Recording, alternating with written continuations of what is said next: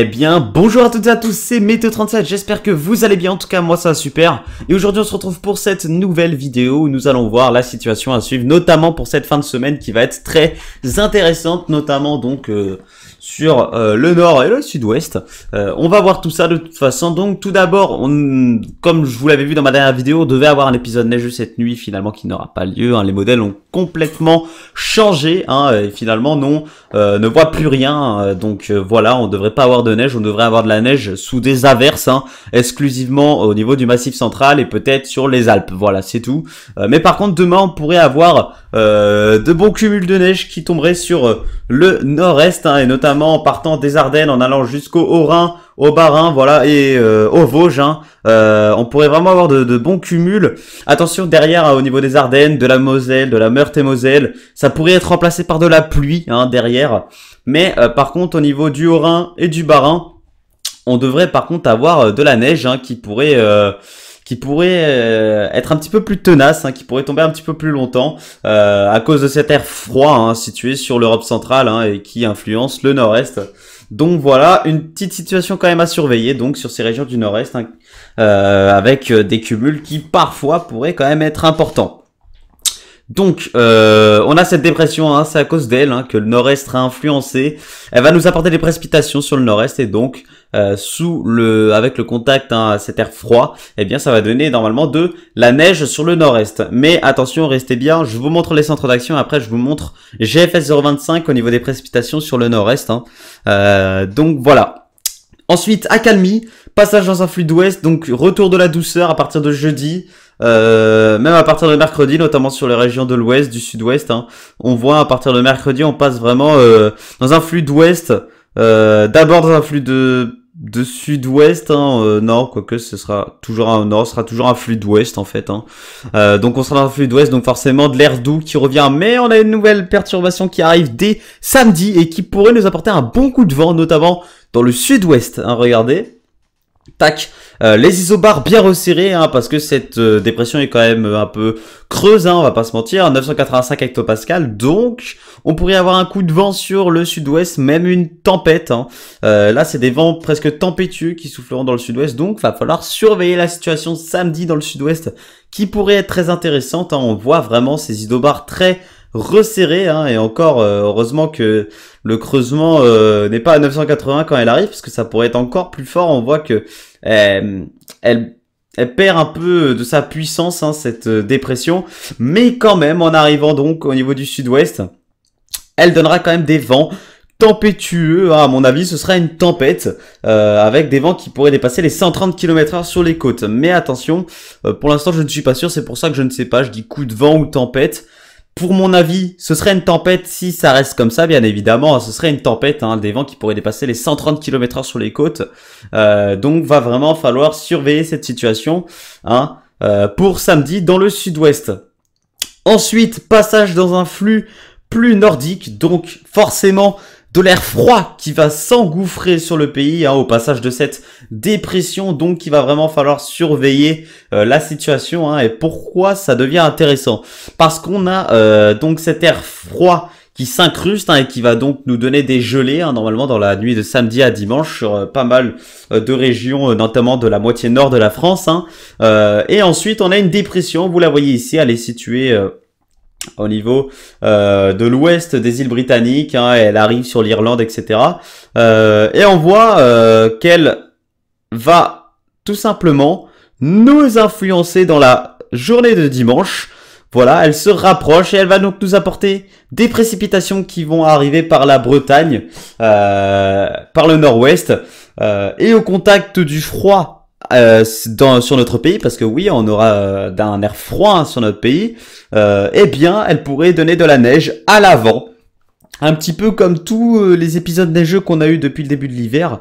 On aurait donc de la neige à l'avant d'une perturbation, d'un front vraiment pluvio-neigeux, parce que oui, c'est de la neige et de la pluie, de la neige à l'avant, de la pluie à l'arrière, à cause du retour de la douceur derrière. Mais on voit que cette dépression va nous influencer, donc nous envoyer des précipitations et qui à l'avant donc serait sous forme de neige, donc notamment sur les Hauts-de-France, l'est de la Normandie, l'Île-de-France. Là, c'est vraiment les régions où on est presque le plus sûr.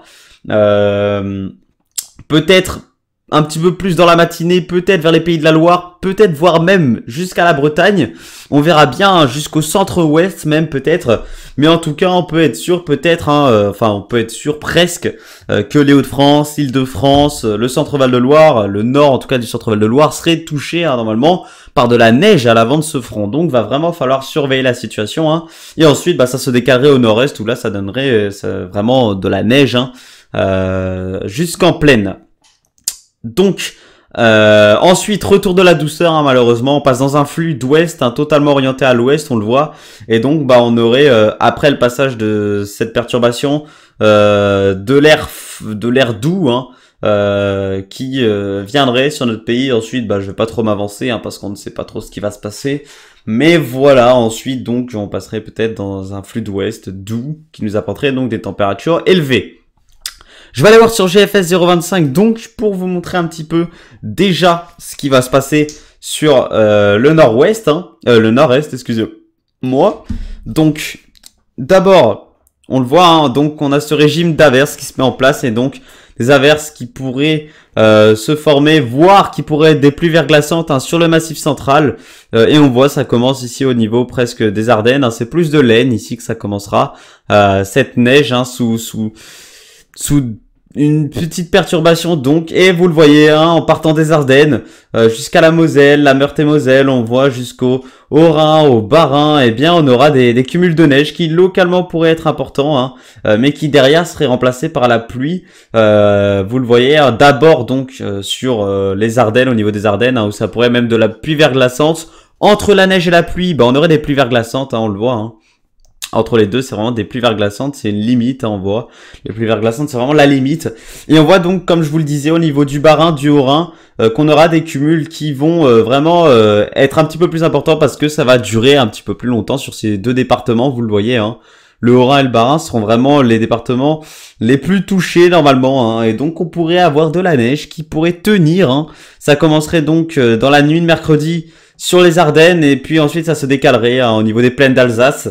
On voit et après bah ça donnerait de la neige mais qui serait remplacée derrière par la pluie sur tous les départements qui seraient touchés. Donc si on a une couche qui tient, bah malheureusement derrière ça pourrait fondre à cause de la pluie. Mais attention, ce n'est pas tout le monde qui pourra être touché par la pluie hein, derrière. Hein. On sait qu'en ce moment un petit peu les épisodes neigeux, souvent on voyait de la pluie derrière mais finalement il n'y avait rien. Donc attention, hein. On voit que en plus les cumuls là seront pas forts hein, de pluie derrière. On voit vraiment que j'ai l'impression que GFS n'est pas sûr hein, pour cette pluie là située ici derrière on dirait un ciel de traîne bizarre, je sais pas. Mais GFS ça a pas l'air d'être vraiment sûr, donc on va quand même surveiller. Hein, mais on aurait donc localement des cumuls qui pourraient être importants sur ces départements. Et je peux même vous montrer la situation de dimanche. Donc voilà, avec d'abord l'air froid qui va s'engouffrer sur notre pays dès samedi hein, à cause du passage dans un flux nordique et on voit derrière donc avec ce contact à l'air froid hein, et ben ça se transforme en neige hein, cette perturbation à l'avant hein, et on voit qu'à l'arrière par contre c'est vraiment que de la pluie hein. Regardez, derrière on a vraiment que de la pluie mais à l'avant on pourrait avoir de la neige qui localement pourrait tenir, on ne sait pas. On va bien voir, hein, mais à mon avis, donc les modèles vont bien sûr réactualiser tout ça hein, au fur et à mesure des jours. Donc je vous referai une vidéo demain si ça change. Si ça change, vraiment il y a un net changement, je vous referai un point demain. Mais s'il n'y a pas vraiment un net changement, je vous referai plutôt un point jeudi. Comme ça, on pourra commencer à être sûr à peu près sur ce qui va se passer voilà, dans les prochains jours. Voilà. Donc voilà, moi je voulais un petit peu vous informer sur le temps hein, qui va arriver sur notre pays pour ces prochains jours. Donc voilà, moi je vous laisse et je vous retrouve demain ou jeudi, ça dépend des modèles, pour une nouvelle vidéo. C'était Météo 37, bye tout le monde.